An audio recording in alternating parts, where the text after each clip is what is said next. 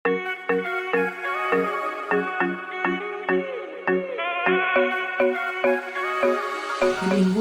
a les càpsules de sexualitats del Centre Jove d'Atenció a les Sexualitats. Jo soc l'Helena, la responsable de l'Espai Cruïlles. En aquest vídeo parlarem sobre els mites de les sexualitats LGTBI+.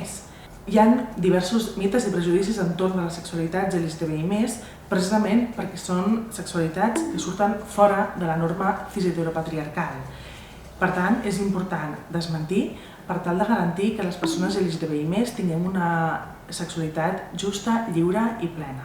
Un dels mites més habituals està relacionat amb el sexe i amb les pràctiques sexuals, i és que moltes vegades podem sentir que potser hi ha persones que pensen que les persones LGTBI+ tenim més pràctiques sexuals o de forma més esporàdica, o bé no tenim relacions sexuals, o fins i tot que les nostres pràctiques no es poden anomenar sexe. Doncs bé, les persones LGTBI són diverses i també són diverses les nostres pràctiques i les nostres sexualitats.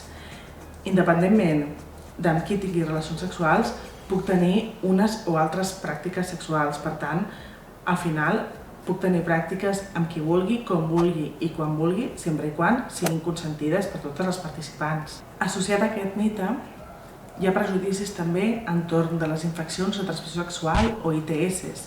El fet que jo sigui lesbiana, gay, bisexual, pansexual, trans o intersex no em fa més probable que contragui unes o altres ITS. Totes podem contraure una ITS perquè les relacions sexuals en formen part. El més important és poder viure la sexualitat des del plaer i sobretot des de la cura, tant cap a nosaltres mateixes com cap a les altres persones. En qualsevol cas, el més important és poder tenir accés a informació i a una educació afectivosexual i de gènere que sigui inclusiva i sobretot que estigui lliure d'estigmes i tabús entorn de la sexualitat i de les realitats LGTBI.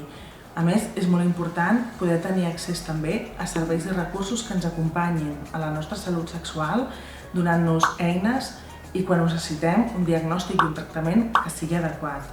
Al final, es tracta de que es puguin garantir els drets sexuals i reproductius de les persones LGTBI+, perquè tinguem una sexualitat lliure, justa i plena. Si teniu més dubtes o voleu més informació sobre diversitat afectivosexual i de gènere, ho podeu fer dirigint-vos al Cruïlles a través de la nostra adreça de correu electrònic cruïlles@centrejove.org, i també trobareu més informació al nostre web centrejove.org. Moltes gràcies.